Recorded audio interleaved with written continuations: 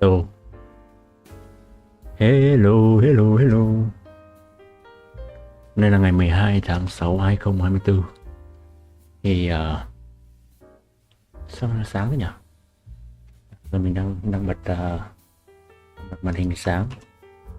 Ok. Thì tạm thế đi. Rồi, tắt đây đi một chút.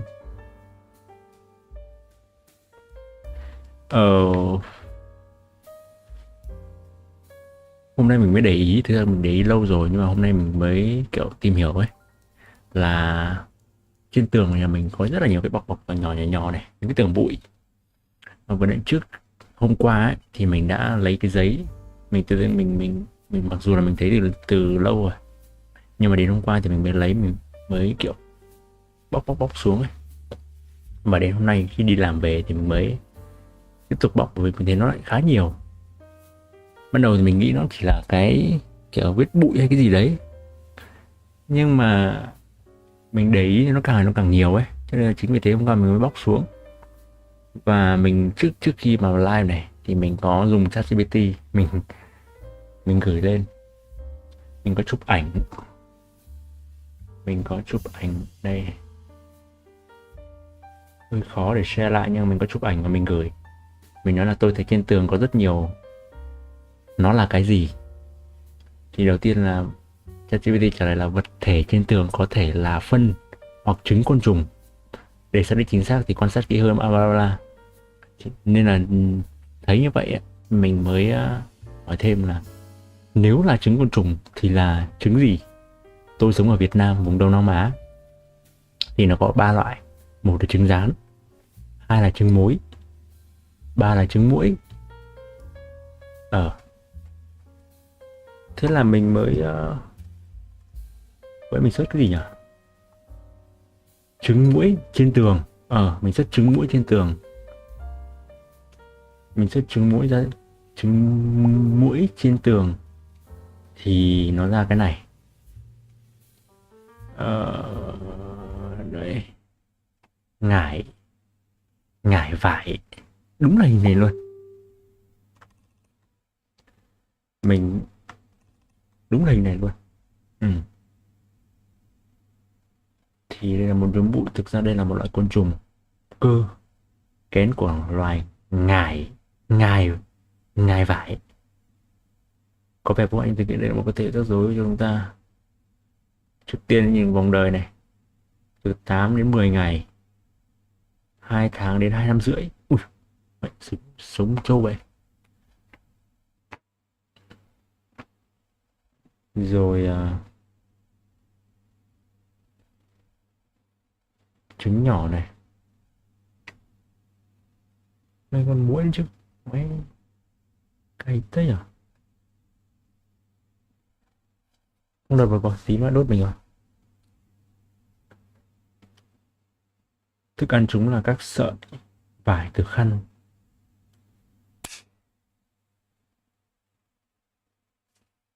Thảm quần áo, nhưng mà nó trên tường thì mình không bị ảnh hưởng gì. Mình ở vải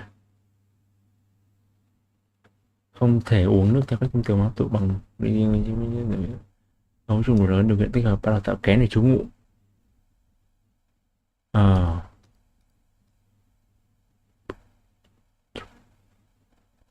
làm loại sâu bướm để trứng siêu nhỏ. Ví dụ bầu dục vai xám hoặc màu nâu trên, phải cực kỳ tinh mắt mà chú ý. Rất ưa những nơi ở mưa tối tăm. Tiếp mà nơi nó này nhìn dạo mới đó. Con nắc nẻ, nắc nẻ hình như mình có nghe rồi. Ngoài việc gây ngứa, bé này không gây hại, không cắn, tuy nhiên thì lại có thể nhé.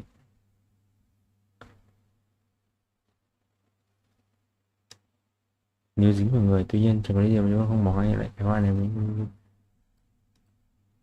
sạch sẽ, không bị phá hoại, cần thường xuyên vệ sinh lau chùi nhà cửa, giường chiếu, chăn gối. Không ẩm ướt, vòng mình thì không ẩm ướt cho lắm đâu, nhưng mà chả hiểu sao nó bị nhiều. Xong rồi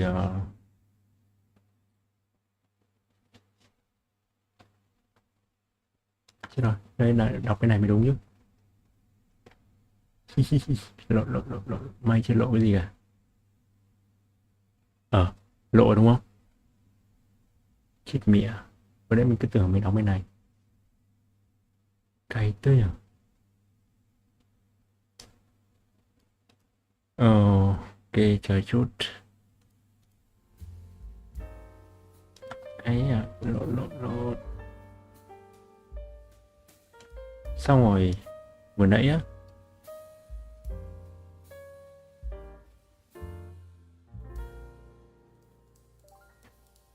Xong rồi vừa nãy mình nhìn trên tường. Thì đâu rồi? Đây. Vừa nãy nhìn trên tường thì mình thấy cái này. Trong lúc mình đang tìm hiểu về con đấy thì mình nhìn trên tường thấy một đống này. Bây giờ mình cũng nó vẫn ở đấy và mình cũng chưa xử lý nữa. Lát nữa mình live xong mình sẽ xử lý cái này. Mình không biết là xử lý như nào. Mình không biết đây là con gì. Liệu đấy có phải cái con kia nó nở ra hay không. Con kia thì nó hình dạng như này. Thử xếp ngải vải thế nào. Ngài vải. À là con này thì mình thấy mấy lần rồi. Và nó một con vừa bay ở đây xong. Wow, một con to ấy. To con trưởng thành ấy, nó vừa bay ở đây xong. Vừa nãy mình lấy khăn để mình đập này. À thì chứng tỏ là con kiểu cái con nhỏ là con gì ta? Con nhỏ vừa nãy là con gì ta?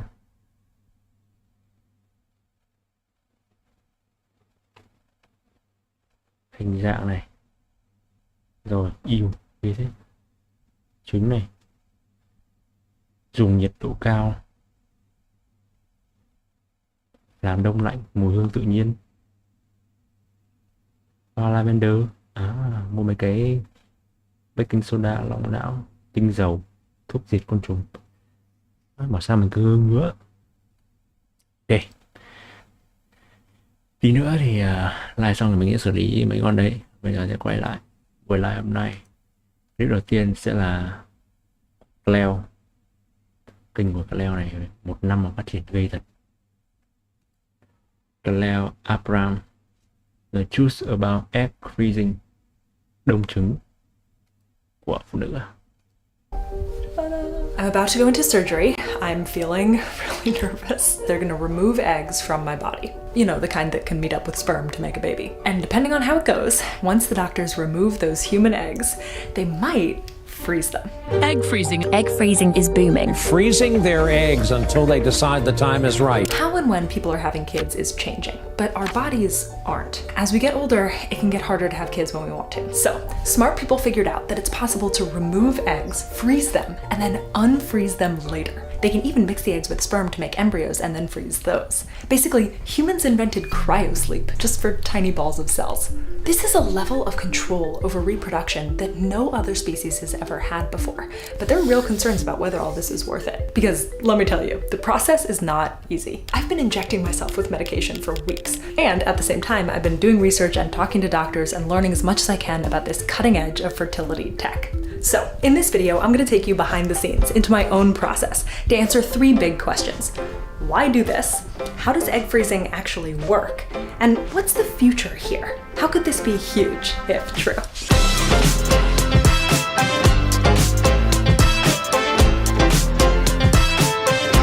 Okay, now I actually have to go have surgery. Let's do this.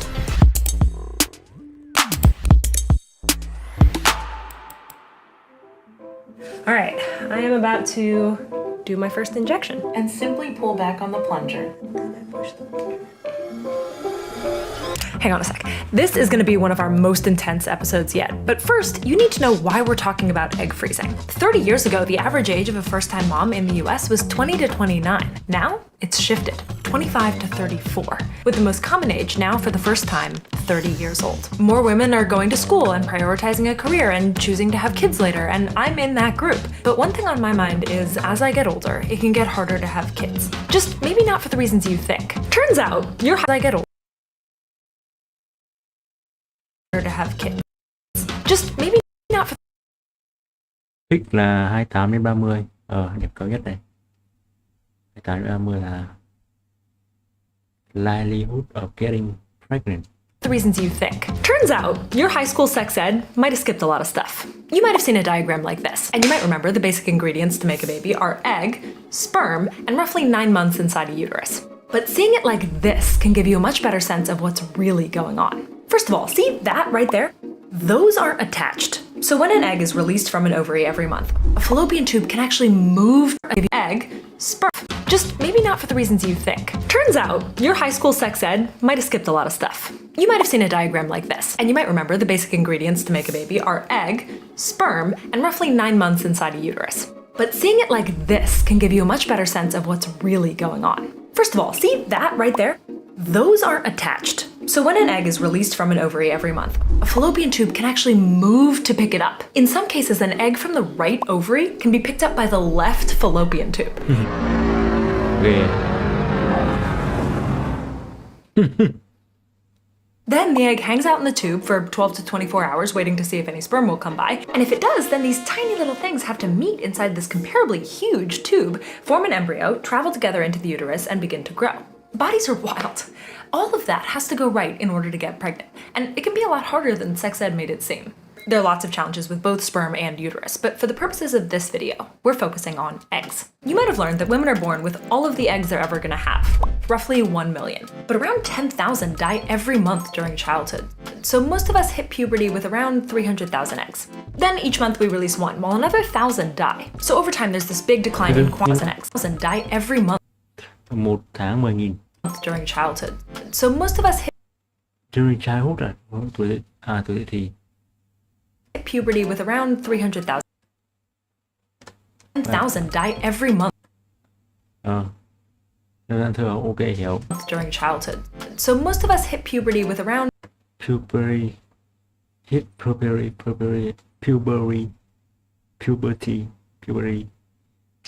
Tuổi dậy thì khoảng 300.000 trứng.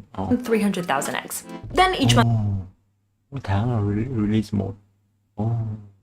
we release one, while another 1,000 die. So over time there's this big decline, 300,000 eggs. Then each month we release one, while Release 1.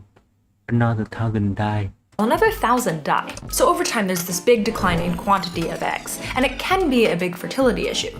But I always thought it was the big fertility issue. And that's not true. When this whole cycle of ovulation stops at menopause, most women still have around 1,000 eggs left. But it's not just about how many eggs you have. It's also about how many of those eggs have 23 chromosomes. They call this egg quality, which has also about how many of those Chromosis. eggs have Cái này mình cũng có đọc sơ sơ. 23 chromosomes. They call this egg quality, which has nothing to do with how tall or smart or quality a kid would be. It's a binary measure, 23 chromosomes or not. When you think of someone who has a different number of chromosomes, you might be thinking of someone with Down syndrome, but that's the rare condition where an embryo survives. Most of the time, not having 23 chromosomes in an egg means that embryo never implants or grows. The problem is you only release one egg every month, and as you get older, the chances that that egg doesn't have 23 chromosomes goes up, so it can be harder to get and stay pregnant. But hang on, if I'm born with all the eggs I'm ever gonna have, like they're all already in there, why would chromosomal abnormalities go up over time? Is it that my body is secretly prioritizing the ones with 23 chromosomes first? Is it that they change somehow over time in my ovaries? Or is something else going on? Time to talk to a doctor.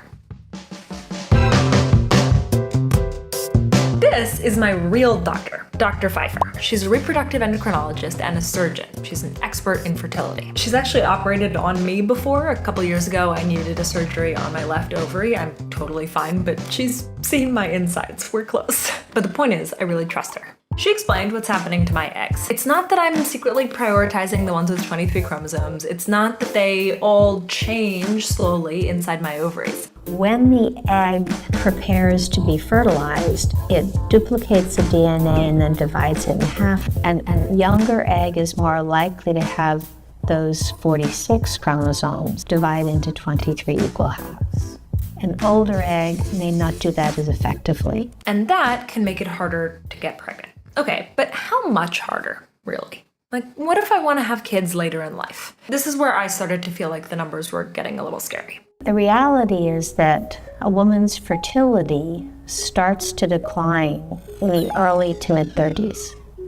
And everyone says, oh, after 35 it declines. It really starts to decline a little bit before then. Not significantly, but the start is that. The best data that we have shows that rates of miscarriage do go up with age, and the odds of getting pregnant each month go down. But what really shocked me was the data about eggs.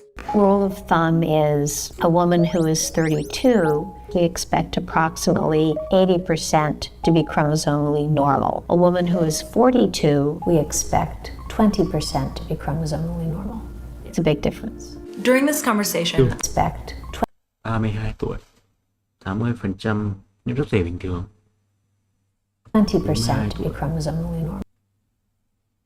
Sẽ bình thường. Wow. It's a big difference. during this conversation, I could feel myself getting more and more uncomfortable. I really don't want to think about this. In fact, I feel like I've been taught my whole life not to think about this. Like, sex ed was all about how not to get pregnant. And then at a certain point in your life, it turns and people are like, you have to get pregnant right now, otherwise you won't be able to later.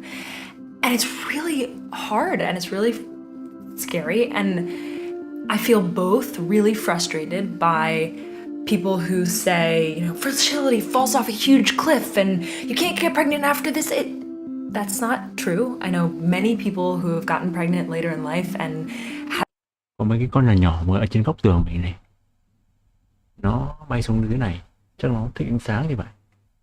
Nhìn khó chịu quá. Mình nó nhỏ xíu à, không biết là con gì ấy, nhưng mình chắc mình phải đập lấy giấy.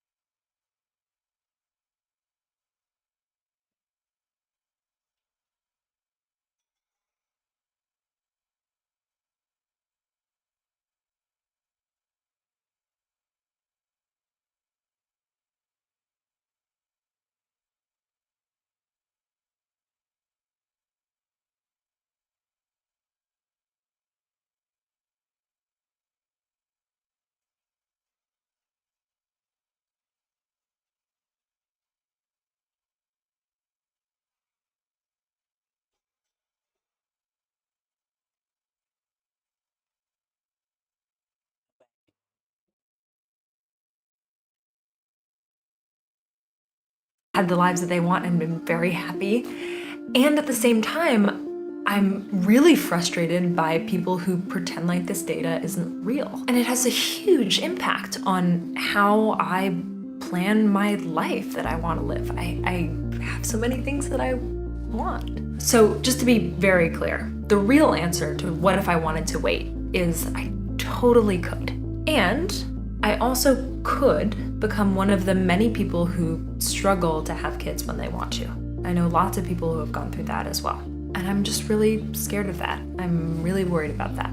I know that people are gonna debate this choice in the comments, and you know, I feel like it's worth it to put this video out, even knowing that that's gonna happen. This is my personal story. I'm not in any way trying to advise other people on what they should do. I'm trying to give information that I wish I'd had.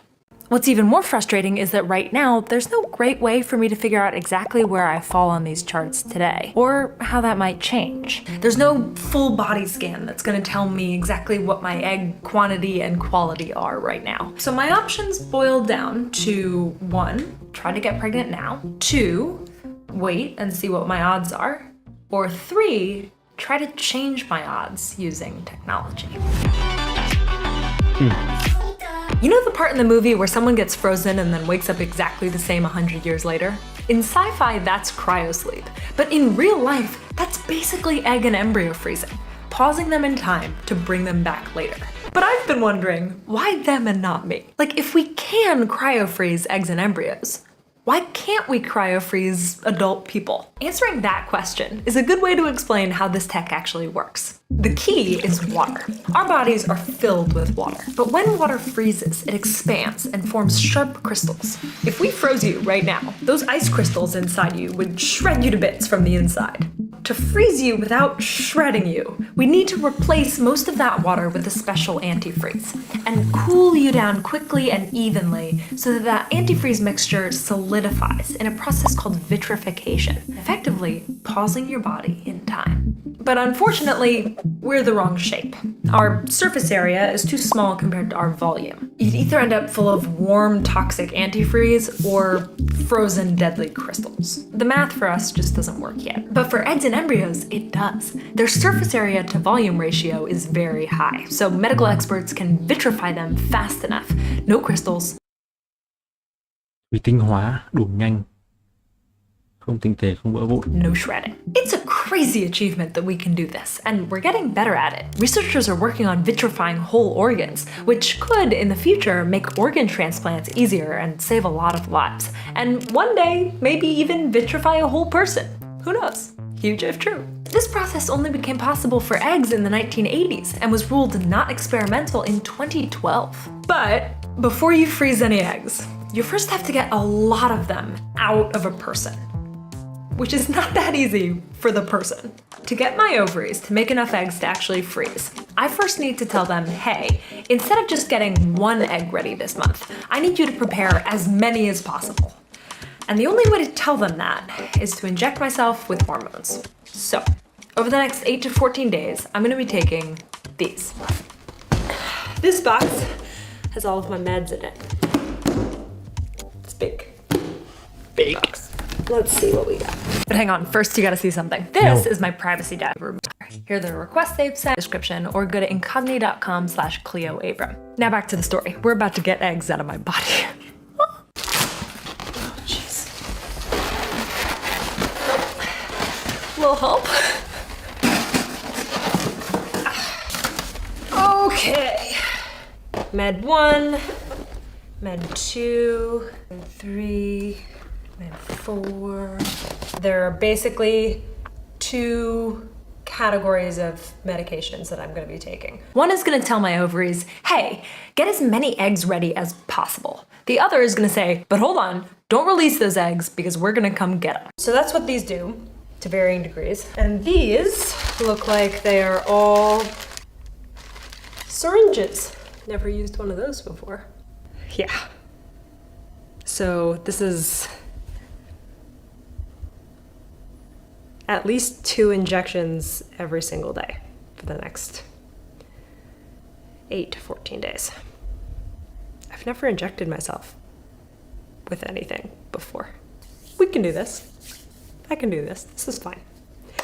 Cool. These hormones, these injections, the timeline, it's all exactly the same as another process that you might have heard of, IVF, in vitro fertilization. That process helps people get pregnant by taking eggs out, fertilizing them, and then putting embryos back in. I'm gonna be doing the same exact taking out part, just not the putting back in part yet. Okay, here we go. All right, I am about to do my first injection. I have this little video. Be sure to have all of the following items before you begin. Getting all the meds ready is surprisingly complicated. Invert the vial and simply pull back on the plunger. Gently rotate the vial between your fingers. Do not shake. I really feel like I'm Breaking Bad over here. And gently tap on the syringe. I felt confused this entire time, but eventually, Hold the pen at a 90-degree angle and insert the needle into your skin. okay.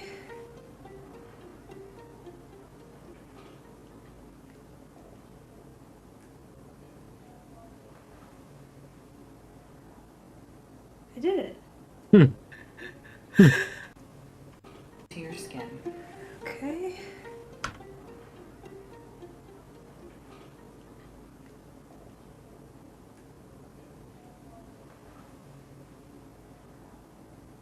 did it. I feel so completely out of my element. All the research in the world didn't prepare me for looking at a needle and then putting it into my stomach. Okay, so far so good. Next one. Then I release the skin and then I push the plunger in. Ow! Ow! Oh god. We're good. That one just hurt more. Not the actual needle, weirdly. The medication itself going in hurt. That's fine. It wasn't. I was surprised, but it wasn't that big a deal. But day by day, it got easier. Quá ghê vãi. Ghê vãi. On the first day, this process felt really overwhelming. I was scared I was gonna get something wrong. I just didn't know how to do anything. It felt scary. Now, on day 3, I find it really fascinating. Like, I think it's amazing that we know how to do this. We know how to give our bodies certain hormones to get it to do the things we want. Anyone who likes biohacking should think that egg freezing is just totally awesome. Complicated, tricky, different for everybody, but really fundamentally cool. But at the same time, going through this process made it very clear to me that as it exists right now, egg and embryo freezing have some big issues. First, the process takes a lot of time and mental energy. Planning when to do it and not remembering that it has to be not just a 2-week period of injections and then ordering the meds and then making sure that things can be covered by insurance. Right pharmacy, which pharmacy, my doctor. Like, it's just the mental load of doing this is hard. It's hard. I really want to do this, but it's not feeling super easy. I'm a real tough kid. I can handle love. They said bake it till you make it. I said, they said, you gotta fake it till you make it, and I did. The second issue is this process takes a physical toll on your body. Day 8.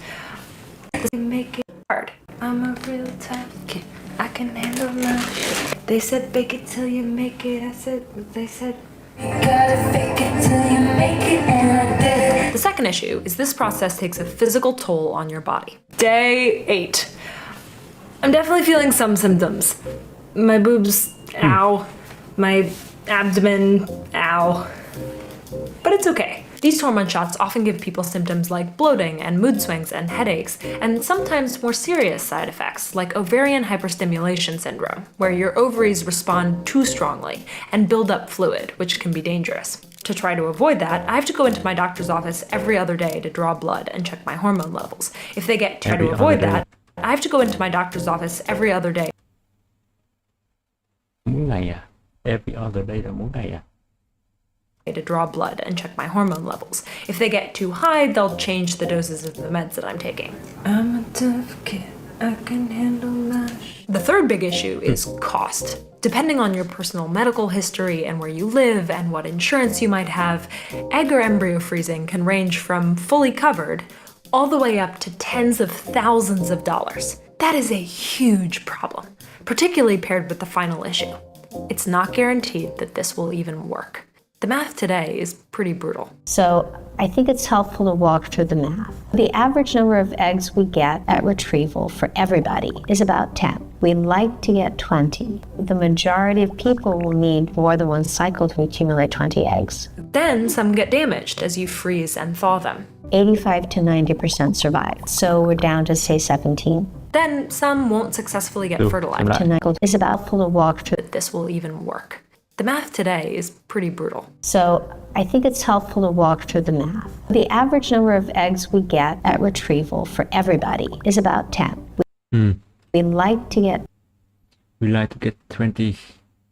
20. The majority of people will need more than one cycle to More than one cycle.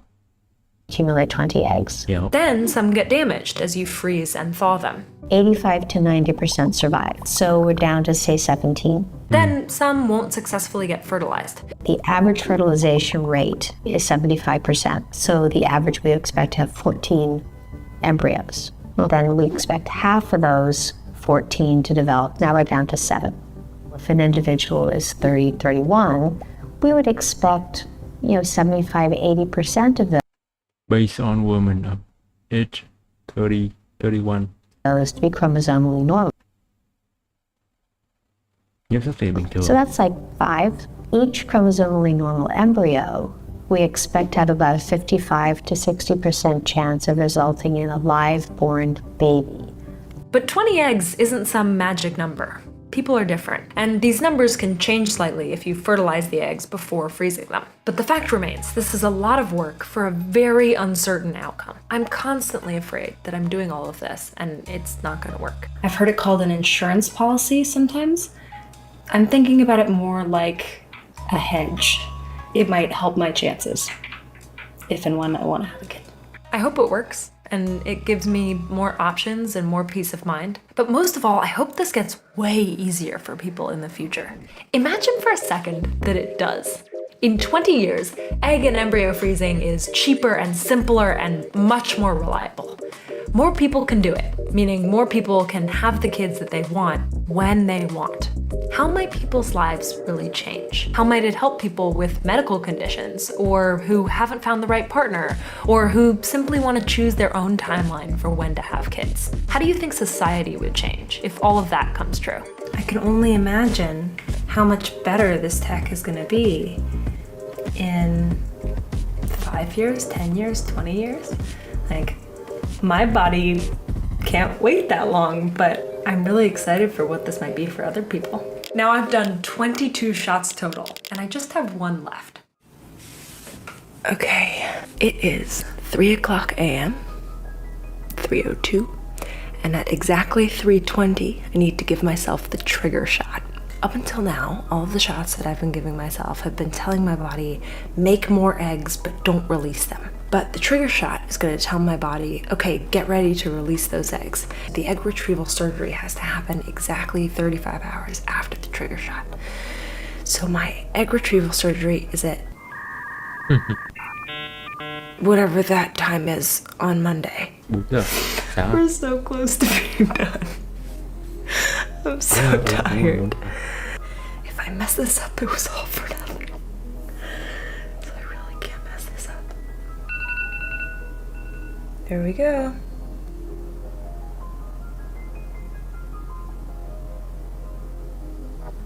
Boom. I did it. Okay, good night. So, I'm about to go into surgery. I'm feeling really nervous, but fine. I'm gonna be asleep, but this is a 15-minute procedure. Dr. Pfeiffer's gonna stick me with a big needle and suck out all of the eggs that my ovaries have prepared over the last 2 weeks. Here we go. Hi, I just got out of surgery and I'm feeling fine. I don't know how it went. We're just gonna wait and see. All right, it's been about a week since the procedure. I'm feeling fine. First couple days were a little rough. You've taken just a ton of hormones, and it's a bit of a journey for your body to come back to normal. But it's also a journey for the eggs now too. They have to go through all of those steps. At the end, they get stuck into tanks like this and stored in a highly secure vault. And then they wait. This process has been deeply personal, but this video isn't about me. It's about all of the lives that could be changed as this tech gets better, as it gets cheaper and easier. For me, for what I was hoping based on my body and my medical history, when I got my results, I felt like it was a success. I felt like it was worth it, but it could have gone differently. And the truth is, I won't know how it's gonna go if I ever wanna use them. This technology as it exists now is still in the early stages. It's hard and it's expensive and it's not guaranteed to work. But right now, what I'm most feeling is grateful to my body for listening to what I was asking through all of those hormones and doing its best. To my doctors for listening to what I wanted from my life and using the available science and tech to help me. For the researchers and scientists who work so hard to make the heartwarming, sometimes heartbreaking math of fertility just a little bit easier every year. And to you, thank you for listening. This has been by far the most personal Huge If True episode yet, And I just really appreciate it. And it's because it's so personal for me that it's so obvious why this is huge if true. The huge part is how this could help people have the families that they want, live the lives that they choose. And the if true part is how far we still have to go.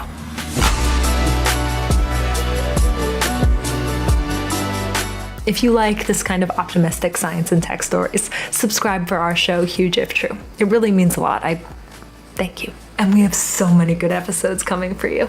See you for the next one.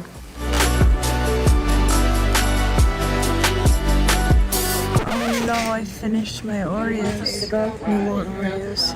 But here's what just happened. Let me explain.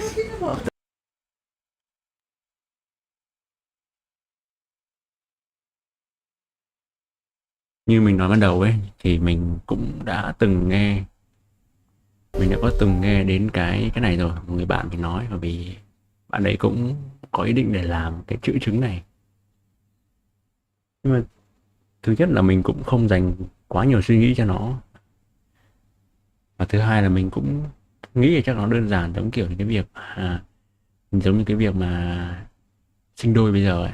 Mình cũng nghe người bạn mình nói, người bạn khác nói là cái việc sinh đôi bây giờ nó đã đơn giản hơn. Ví dụ ai muốn sinh đôi và chọn con như nào ấy, thì có thể làm cái thủ thuật đấy để có thể sinh đôi một cách dễ dàng. Mà thực sự là mình cũng không dành quá nhiều suy nghĩ vào cái việc chữ chứng này nó sẽ khó khăn như nào. Nhưng mà đấy, xem trong clip này thì tất nhiên là mình hiểu hơn rất là nhiều, cũng như là kiểu cảm thông ấy, bởi vì mình thấy đúng là nói đơn giản thì nói một cách gọi là bình thường mà mình hay nghe, đó là làm đàn ông thì rất là dễ, thì đúng, nhưng mà phải trải qua những cái tình huống cụ thể như này thì mình mới thấy là thực sự dễ thật. Chứ làm phụ nữ, ngay cái việc chữ chứng thôi, so sánh cái việc mà mang thai 9 tháng rồi đi đẻ, nó là một cái gì đấy vẫn là rất là nhỏ nhoi, đúng không? Mà thấy mà cái đó nó đi so với việc đàn ông cần phải làm, chỉ cần là xong, thì đúng là nhá. Qua clip này thì mình cũng hiểu hơn khá nhiều, mình cũng kiểu cảm thông hơn đấy. Giúp clip thứ hai, bây giờ là 40 phút. Clip thứ hai là clip dài 25 phút. Clip xem này đi. On a video. Clip này một người mà chuyên mà làm video rất là tốt. Đâu nhỉ? Clip này 38 phút à, hơi dài. Nhưng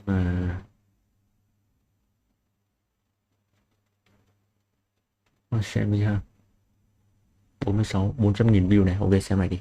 What you can't see in this beautiful cinematic shot is that the spotlight in the back is made from a roll of paper, and the camera is being pushed on a skateboard with one hand, while the other hand is dimming up a light. You're fading it in on your phone. Oh my god. That's the creator, Gox, and his videos are like watching a freaking magic trick. He captures these rich, dynamic, cinematic shots that look like they would only be achievable on a Hollywood set. To film that, I used a C-stand to get a top-down shot.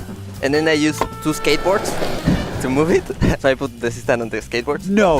And that's my dad's hand, because the marker can't support the weight of the camera. I like to have small details that I know not everyone is gonna notice, but the people who pay a lot of attention in the video are gonna say, oh, that's cool. I'm sitting down with Gox and breaking down the first minute of one of his videos to see if I can get to the bottom of the detail orientation and craftsmanship that make his work so extraordinary.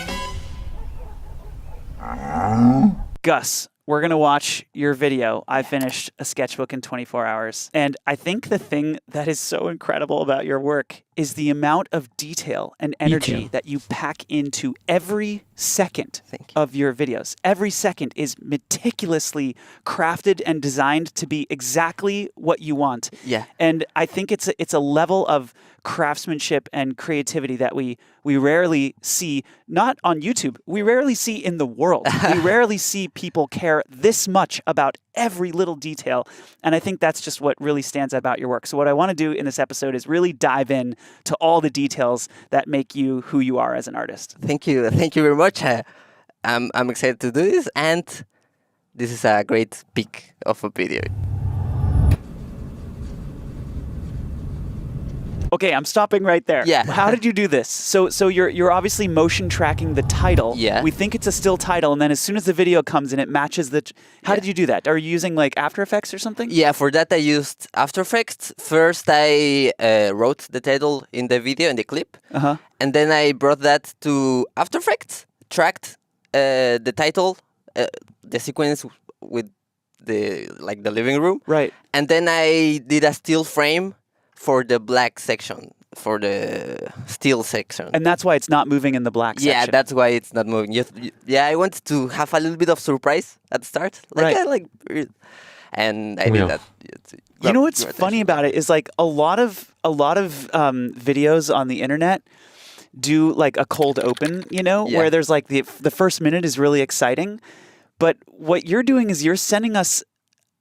I mean, maybe I'm misinterpreting this, but it seems like a signal that you put a fuck ton of hours and energy into the smallest details. In the first 3 seconds of the video, we know that like you're going to give us a bunch of really exciting detail and we need to watch closely. Yeah. It's kind of what that feels like. Yeah, maybe. I don't know if that I did that on purpose, but yeah, I like to have small details that I know not everyone is going to notice, but the people who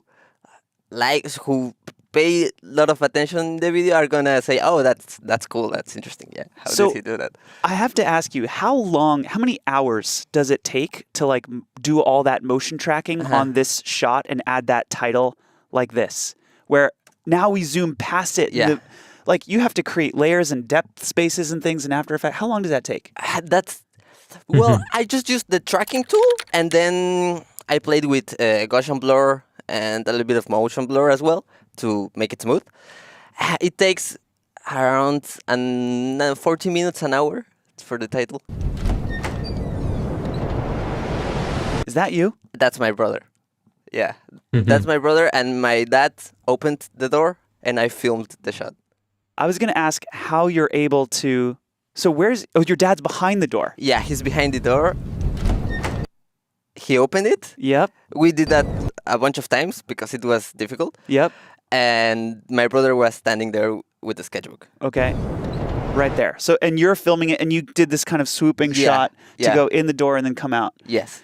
It looks like there's light beams coming through the window. Do you have a fog machine or something? Are you hazing before you shoot? Yeah, that's a fog machine. Yeah. It's a fog machine with I'm lucky because my window has very good lighting. The light comes in the afternoon, it comes right inside, and I have some trees, so it gives this really cool effect. Oh my God. Okay, and then this light, what is this? That's when I turned, I think 17, my dad's got me some lights for me to start making videos, and these are some Amazon lights, some newer Amazon lights. Now it's funny because this video, I started filming it in 2022. Yeah. So you can see the lights in some shots, and I finished it in 2023, where I got new lights, and C-stands, and then I said, okay, now I have these good lights. I don't want them to be in the shots to make it a little bit more professional. So you can see this difference in this video. Got it. Yeah. Okay, so these are the old lights that These you are had. the old lights, yeah. Okay, and this is your actual room where you do all your work. Yeah, and where I sleep as well. Okay. Yeah. And so wait, so you said your dad helped you open the door. That's your brother. Yeah. But obviously the conceit is that this is you. Yeah, he looks just like me. And we can't really tell because he's hazed and backlit. So you can't see it anyway. And then you instructed him to just like have his back turned and hold up the sketchbook like this? First have the hand here and then move it up. And then are you pulling focus or is this autofocus? This is autofocus. It's autofocus. Okay. This is the most important sketchbook I have ever had. Was this your idea for the opening shot of the film to do this door push in and that was so you wanted this to be the opening shot? Yeah, I don't do storyboarding. I kind of have everything on my mind. And the main thing I had for the video was this shot. Like I wanted this shot to be the first shot and then go from there. And how did you come up with this idea for the shot? Because this is a very striking thing to see on YouTube. You don't usually see something that looks like this. This looks like something from a Jean-Pierre Jeunet film. You know, it looks like Yeah. Amelie. Yeah. Well, I think I get my ideas from movies. I watch a bunch of movies, and then I like not on purpose, but some of that sticks with me, and then I mix everything and I come up with these ideas for. What movies do you like? What directors? I like everything. I like dramas. I like sad dramas. There's an Iranian director. His name is Abbas Kiarostami. Mexican Iñárritu, Kubrick. Oh, Kubrick is a huge inspiration. Yeah. For this absolutely. video as well. Yeah, I watch a bunch of Kubrick films before filming this, so you can see hints. Amazing. Okay, and do you, when you map out a video like this, do you have the whole idea for the video in your head? Do you have like an outline for the video start to finish before you start shooting? Or are you just kind of shooting things that look cool and then you come up with a story as you're going? Well, I kind of have an outline, but I know I know the theme of the video. I kind of know how I want to do it, but first I film this shot and then I say, oh, how can I follow up? And I film the next thing. Really? Okay, so you're like in production, getting cool shots that you think are awesome. Yeah. Maybe even before you know where the story is going. Yeah. Okay, so it's very like emergent the way Yeah. you tell stories. Yeah, because I draw, so I don't really know what's gonna happen next in my drawing. I don't know what I'm going to draw. So yeah, I kind of go from there. And if I need to fix something or maybe to film something more, I go back and forward with editing, filming. Yeah. Amazing. Okay, let's look at this lettering here. This is the most important sketchbook I have ever had. Okay, so is this DaVinci Resolve? Do you edit in DaVinci Resolve? Or No, I edit on Premiere. Oh, you do? Yeah.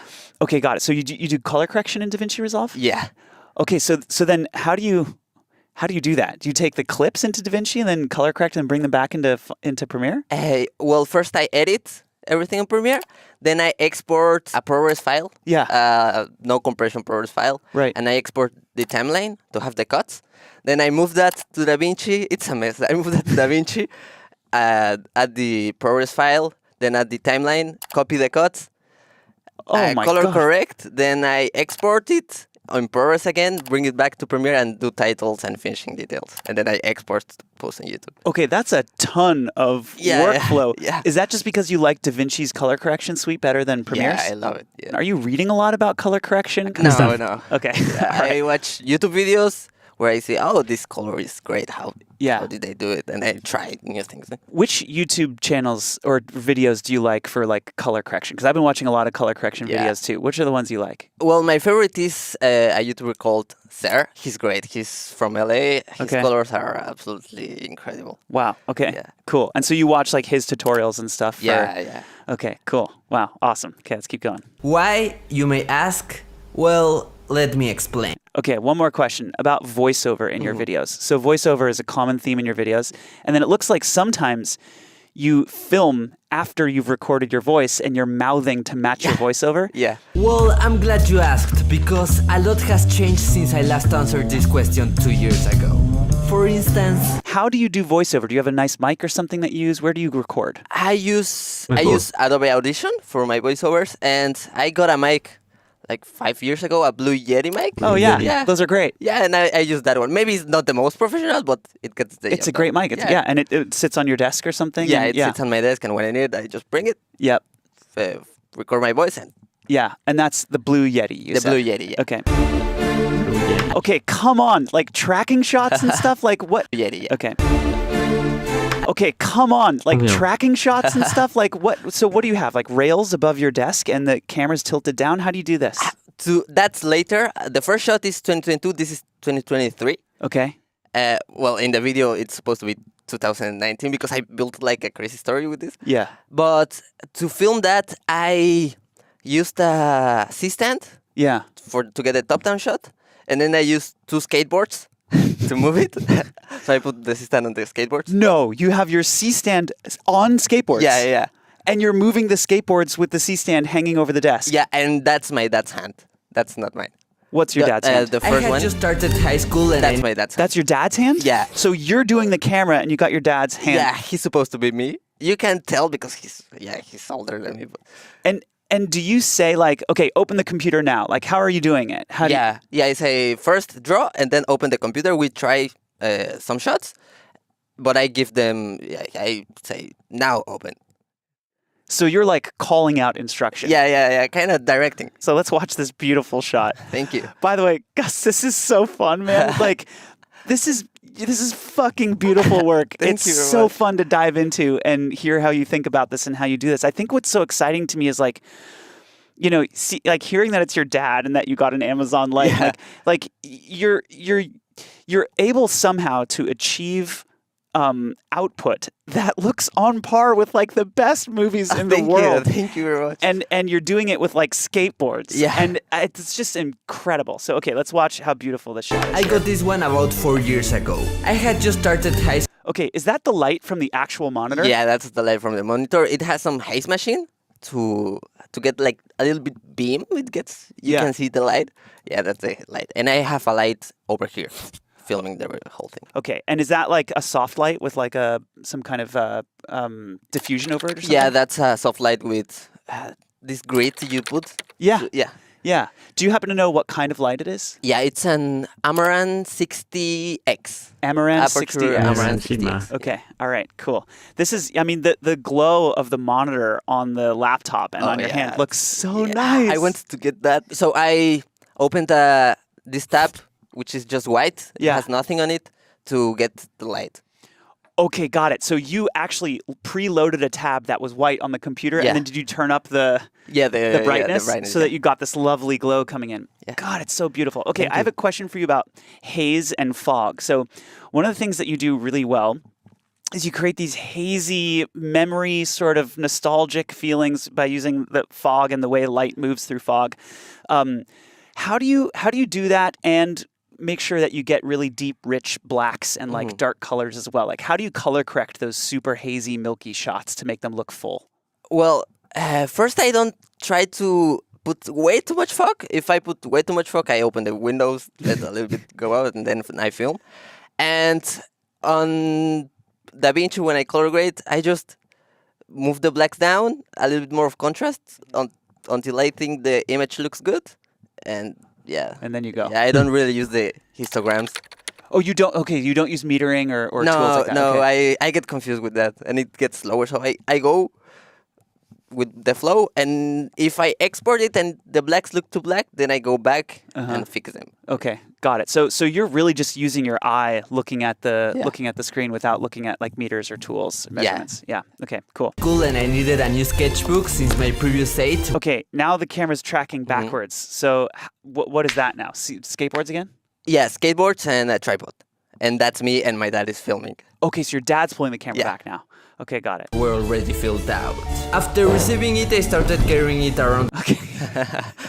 So I love this about your videos. There's this conceit that like there's a doorbell and then a package outside your bedroom. Yeah, that's good. Like that's kind of I mean, obviously that's the joke, but like where is the inspiration for that idea coming from? Well, since I started, every time I get a package, it's outside my bedroom. Yeah. So I don't know why I did that. I didn't want to show the front door of my house, so I just my bedroom. Yeah.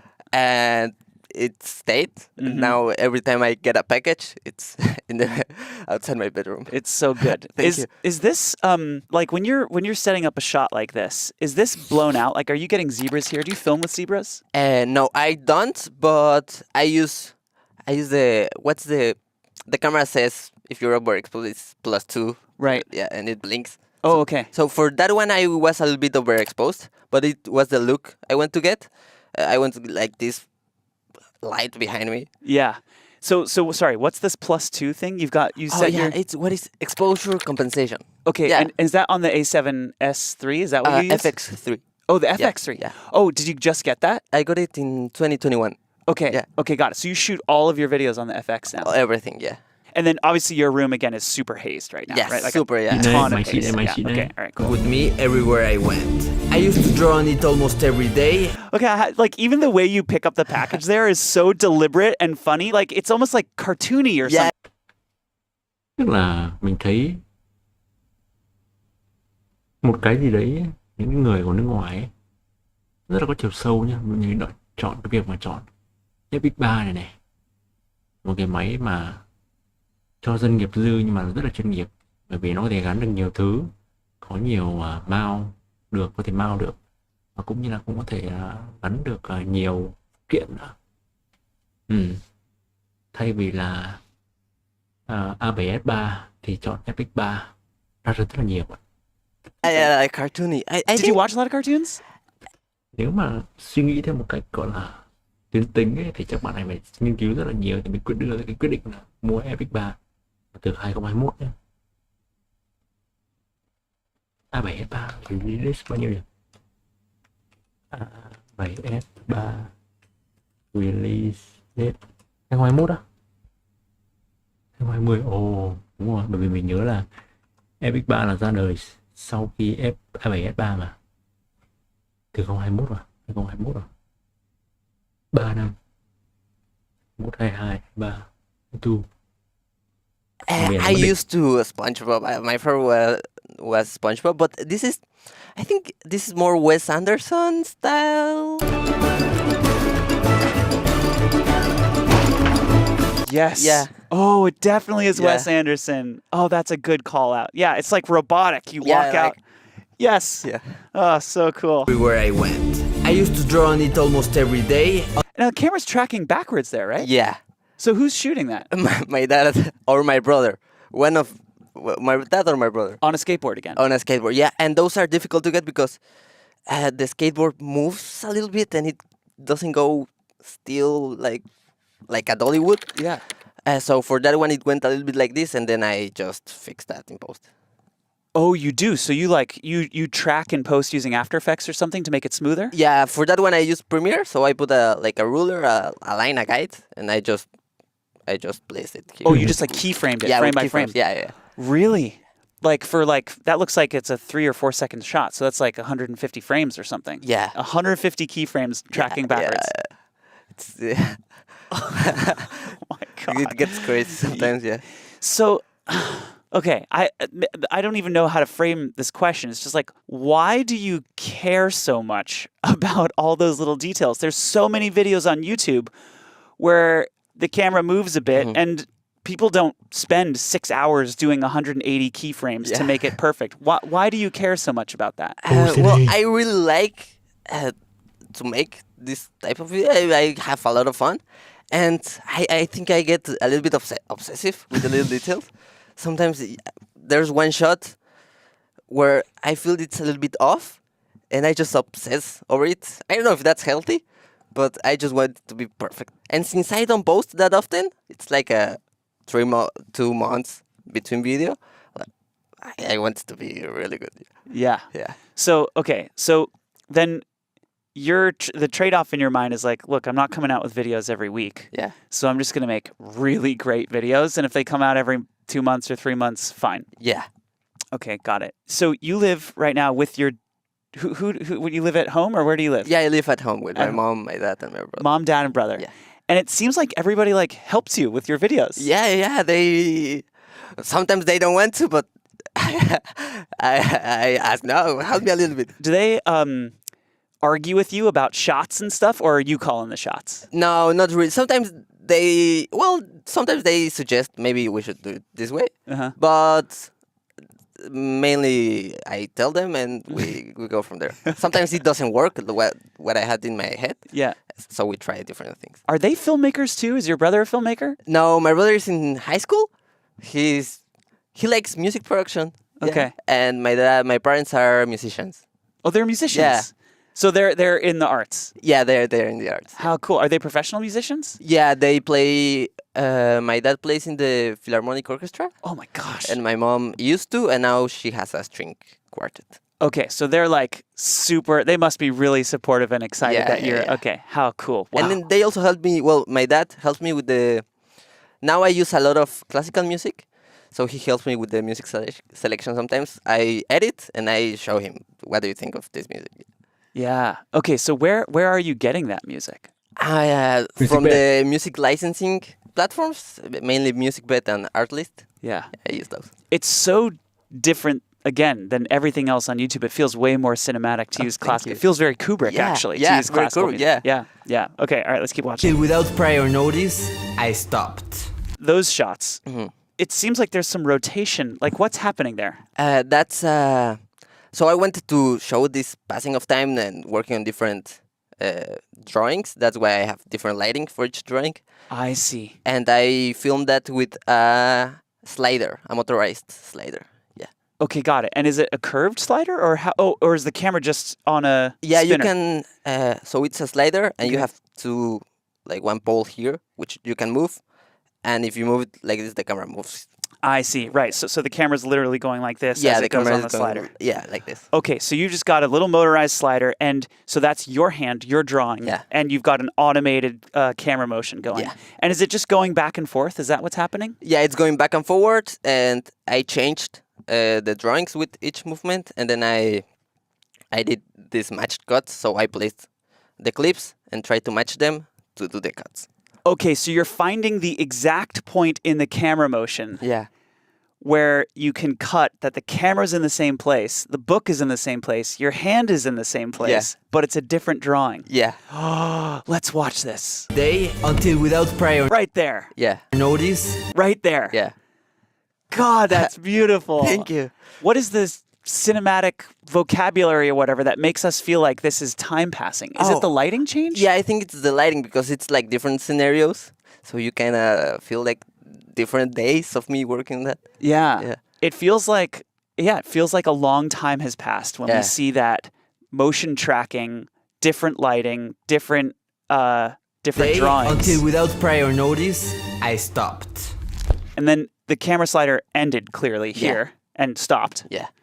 And then you close the book. And I close the book, yeah. And did you write the script first? Because the story and the video matches the script perfectly. I think for this one, I went a lot back and forward between the edit, the writing and the editing and the filming. So I think I filmed the first shot, then I filmed the next ones. Then I brought that to Premiere and checked if it was working.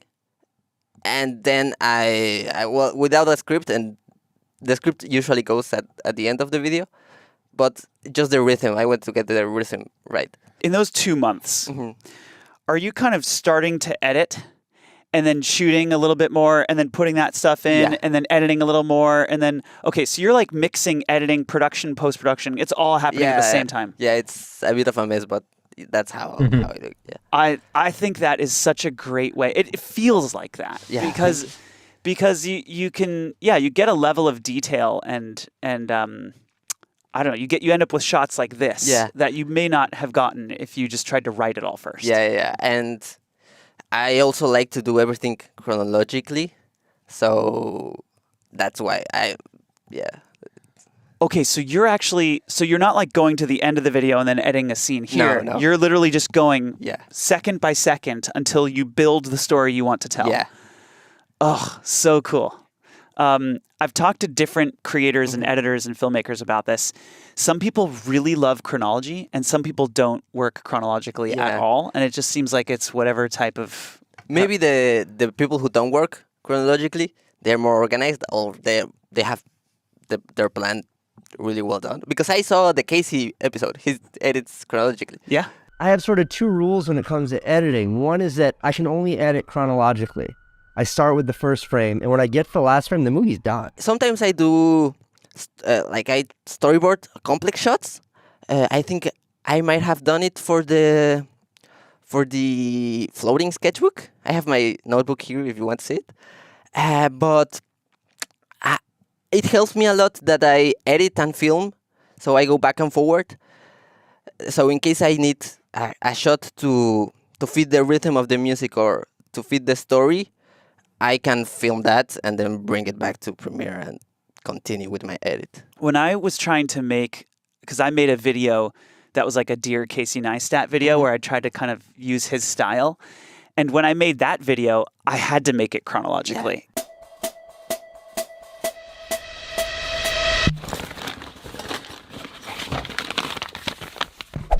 I couldn't like script it out too much first. It couldn't match his style if I did it that way. Yeah. So, okay, here we go. And now that I looked through it, Okay, come on. So, by the way, we're like 37 seconds into the video at this point, and the amount of detail and beauty in these shots is like incredible. They're just so packed with fun little pieces of eye candy, and like it's no wonder that millions of people watch your videos. Let's talk about this wonderful transition over the letters here. Yeah. How did you do that? I did a mask, not an exact mask, like a really rough mask around myself Yep. to transition the type. So you basically just like outlined a mask here. Yeah, like right here. Okay. So I didn't have to outline the whole thing, just the part that touches the title. Right. Yeah. And you're using Premiere for the mask? Yeah, Premiere. Okay. It's not perfect, but Yeah. you don't need it to be perfect. The effect is so impactful and meaning. I mean, it works really well. Thank you. Are you filming at 24p or how do Yeah, you film? 23.97. Okay, because you like that cinematic Yeah, I like frame that rate. cinematic look. Yeah, me too. Okay, can we talk about the lighting here? So, is this your room or a different room in the house? My room. This is your room still. Yeah. Okay, and so so this is all yellow, but is it white walls and you have a yellow light? What's going on here? Yeah, well, the light is supposed to be motivated by this lamp, but it's a little bit exaggerated. So it's this lamp, and I have a big lamp over here. You use the term, the light is supposed to be motivated by this lamp. In other words, what you're saying is the conceit is that the light is coming from here. Yeah. Well, part of the light, maybe you don't see the rest of the room, so you could imagine that there are other lamps, like practical lamps over here. But yeah, it's basically supposed to be motivated by this little lamp right here. Yep. Okay, that's great. I mean, even the fact that you use the term motivated, clearly you're watching a lot of YouTube videos and stuff on lighting. And okay, all right. What are your favorite YouTube videos on lighting? What should we watch to make Gawk style videos? There's an Australian. We watch. Okay, that's great. Technical using light sources that are seen within the frame. I mean, the shots, the light shots are called practical light. Even the fact that you use the what are your favorite YouTube videos on lighting? What should we watch to make Gawk style videos? There's an Australian cinematographer, Louis Potts. He's great. He did a really awesome video on lighting. And also Danny Gebert. Yep. He's great as well. Okay, cool. through it, I realized. Who's shooting this? How are they getting that push in? That's Skateboard. my dad. I think that's my dad, yeah. Okay, and skateboard again? Skateboard, yeah. We filmed everything, the intro sequence, on the same day. Like in 1 hour, we filmed everything. Got it. And did you ask him to push in really fast? Really fast, yeah. Why did you want a fast push in there? Because the music gets a little bit more energetic and the story is building up. So I went faster movement than before. Got it. That there are only 2 pages left to go. So that's like this is like a 24 lens or something, or like a 16 even. This looks really wide. Yeah, I think it's a 6 millimeter. Do you shoot on primes or do you use zoom lenses? How are you getting like a super wide shot like that? I use a lot of lenses, like a lot of different lenses, but for this video, the wide shot is zoom. It's at 17 to 28. Okay. And do you know what lens it is? Do you know what who makes it's a it? Tamron. Tamron. Oh, okay, okay. A 17 to 28 Tamron. 17 to 28. And for the rest of the video, I used a 31.4. Okay. From Sigma, which is APS-C, so it doesn't cover the full frame sensor of my camera, but it doesn't really matter. Okay, so the FX3 is a full frame. Yeah. Okay, so this is like an actual 17 is what we're getting here. Yeah, this is an actual 17. Okay, wow, that's cool. It looks, again, it looks so cartoony and wide, and the distortion on your face, the lens distortion is so nice. Yeah, I like wide lenses. Yeah, me too. Okay. I love them. Well, 2.5, since one drawing just needs some color. Okay, so this is a famous Gawk style shot here. Yeah. I've seen people trying to discuss how it... Okay, tell us about the rig. What do you got here? It's my FX3 with a small rig magic arm, which you mount on the camera on a cage, and then I mount it to the marker, so you get the locked-in perspective. So you're not actually holding the marker. No. You're just... Oh, so it's not locked onto your wrist. It's locked No, onto the marker. Onto the marker, yeah. Back here? Yeah, and that's my dad's hand because the marker can't support the weight Right. of the camera, so I had to hold the camera, and he's doing the marker movement. Okay, so let me see if I can get this right. Yeah. So there's a marker Yeah, it's like you're holding marker. here like this. Yeah, and there's a magic arm here yeah, connected to the FX3 here. which is here. Yeah, Okay. and you're doing the movement, and I'm following you. Okay, so I'm going like this, and you're following. Okay, but the magic arm is attached to the marker, so I'm Yeah. just trying to make sure that I move my hand at the right pace for the marker. Yeah. Fuck, that is so beautiful. Thank It's you. so beautiful. Where did you get the idea for that shot? I don't know. I used to do it before I had a magic arm. I used to do that since some of my first videos, and I used to use tape. So I taped the pen to my camera, and I don't know where I got that. Maybe music videos. Music videos are a big source of inspiration as well. Yeah, and you do this sometimes with like forks as well. When Oh, you're yeah. In this video, I did it with forks. you're like yeah. eating mango and stuff. Yeah. Okay. That's 2022. So that's before. That's 1 year before. So this is a time lapse from 2022. Yeah, from 2022. Because this video wasn't supposed to. I wasn't going to finish it, but I was checking my hard drives and I found some sequences, and let's finish this. So then, is this on the rails that you had, or Yeah. Okay, so this is a motorized slider, Yeah. but in time lapse mode. In time lapse. Yeah. And are you shooting one frame like every 5 seconds or something like that? How do you? No, I just film, and the files get huge, but I just film. It's Oh, so you're just filming 24 frames a Yeah, second, yeah. and then speeding it up. So you're moving the slider really slowly. yeah. It moves like you can program it so from here to here in 30 minutes. Got it. Yeah. Okay. All right. What kind of slider is this? It's a newer slider. It's the same brand of my old lights. It's a budget slider. A budget slider, Yeah. like on Amazon or Yeah, something. on Amazon. I have one of those too, and it comes with a little USB plug, and you can Yeah. kind of program it and do Yeah, stuff. they are great. They're great. It was I think mine was something like $250 or $300. Yeah, mine as well. It's dying. It's in its final stages, but it still works. Awesome. Okay, let's keep looking here. Oh, We see this kind of shot a lot, where you have these massive backgrounds and this beautiful spotlight. Where is this? How did you get this? That's in my room too. I used for that. I used the lamp without the softbox, and I don't have like a spotlight, so I used some paper to create the spotlight effect. So I have this big lamp behind the sketchbook. The sketchbook here. Then I'm going in with the skateboards, and I have another lamp right here, which now will turn on Okay. to reveal. And do you you hook it up to a switch or something so you can move it in and then hit the switch? You can control it with your phone. Are you fading it in, or did you like program a fade in? No, I'm fading in it. You're fading it in Yeah, on your like- phone. Yeah, like move. You Like can fade it. sliding the light up on your phone. Oh my God, let's look at this. sorry, needed some color. Okay, and you got some lovely like film grain here. How are Yeah. are you adding that film grain in, or Yeah, I'm adding that in DaVinci. Yeah, so as part of your color correction you can add film grain? yeah, you Do can you add. do you add it on every shot, or do you add film grain on the whole timeline? No, I add it on every shot. It's the same grain effect. Sometimes I do little changes, but yeah, I grade every clip separately. Okay, got it. So maybe a little different grain Yeah, a depending little on the bit shot. different, Okay. Color. So today I'm going to finish a sketchbook in 24 hours. That's the 1 minute mark. Yeah. So you have this rotating sketchbook in the air. How did you get this? These are Green two screen. different shots. So it's the background and the sketchbook shot. Yep. I tied the sketchbook to a string. Then I filmed it rotating behind.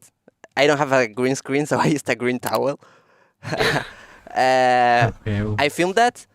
Then I removed the background, which I don't use green screens very often, so that's a whole process. So I had now the sketchbook rotating in transparent background, and then I added the background shot of me going in. So I just mixed them and color corrected, and So did you have to like zoom in on the sketchbook Yeah, to make it I zoomed in on the sketchbook, and the background is just a dolly in. Yeah. I'm going to finish a sketchbook in 24 hours. And then you motion keyed the I sketchbook motion keyed, down. yeah, going Okay. down. Let's do it. Okay. This music choice here is so hot. That like coming in right with Act 1, that's just, and it's so different than the classical music we've been feeling to this moment. So yeah, how do you find the right music for the moment in a film that you're making? I think it's intuitive, but I just try a bunch of options, and if I find something that feels right, I edit a little bit, and then decide if I want to keep it or not. I have another question for you Yeah. here. You sort of say things like, I'm finishing a sketchbook in 24 hours. So then we think like, oh, we're going to watch you do this in 24 hours. But all these shots take like days to do. Yeah. So are you actually filming yourself doing it in 24 hours? At first, I just filmed the time lapses of me drawing, and all these shots because I can do that, and then I filmed this later. So I filmed me drawing the sketchbook, like just time lapses and some simple shots, and then I build the rest of the story later. I see. Okay, so you actually do finish a sketchbook in 24 hours. But in this video, I well, it's spoilers if you haven't seen it. I don't manage to finish it in 24 hours. Yeah. Right. Okay, got it. But then so you tell the rest of the story over the next month and a half. When you Yeah. Okay. Wow. So you're scrapping together skateboards and Premiere and masks and like all these tools that literally now most people in the world have access to. Yeah. Like you kind of don't have anything that like, I mean, the FX3 is a nice camera. It's a very nice camera. But then you started shooting on your iPhone and you're saying it looks just as good. So like, why does your shit look so good compared to everybody else's? Oh, well, I think it's the experience because sometimes I try something new and it looks horrible, so I don't use it. But it's like you have to try experiment with the shots. Maybe it will look bad at the start, but if you try something different, it might look better. Lighting is a great aspect of it because the lighting can turn like a very boring scene into something interesting. So yeah, spending time on your lighting, spending time framing the shots, is the main thing. I just spend time trying it for it to look good. Yeah. And if it doesn't, well, maybe it will look better in the future when you have more knowledge. This is kind of mind blowing. Thank you. Yeah. I forgive the question, but how old are you? I'm 20. Yeah. When you think about like your 20s and your 30s, like do you have goals about being a filmmaker? Like, do you want to do what sort of things do you want to do? I want to be a film director. I want to make movies.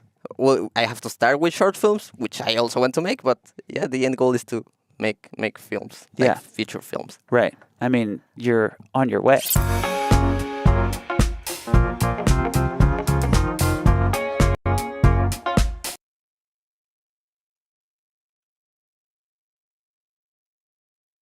Tôi xem kịch bạn này 2 triệu sub.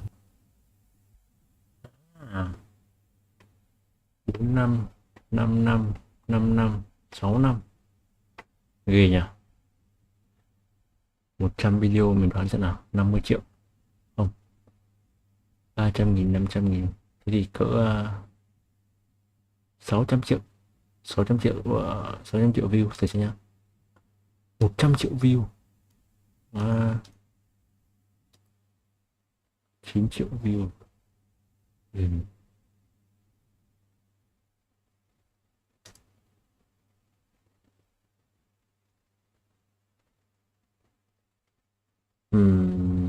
Ok. 7 phút. Ok, xem nốt này đi. Từ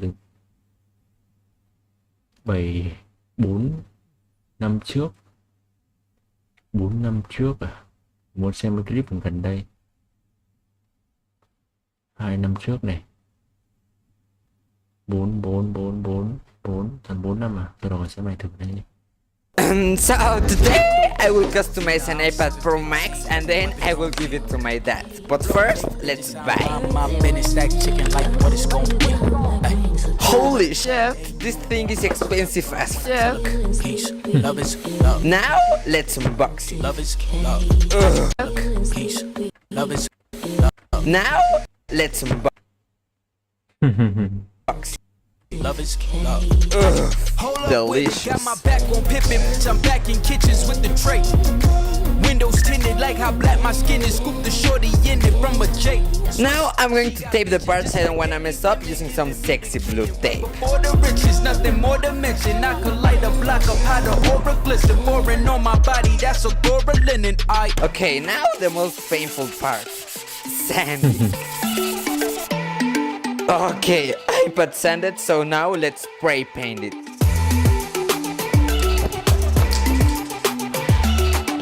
Do this, I'm going to use some...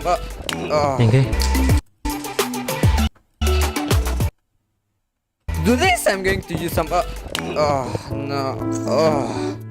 I messed up my spray paint, but don't worry, I have another one. Oh. And guess what? This one smells... Rút gì đây? Rút à? Mình đang dùng này.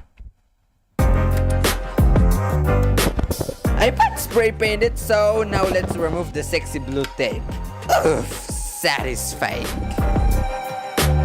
My brothers, it's time to sketch. And for this one I'm going to draw a crazy doodle with some realistic roses. Oof. I know we had the right intentions, but somehow it came to an end. Sketch finished, so now I will transfer it to the iPad,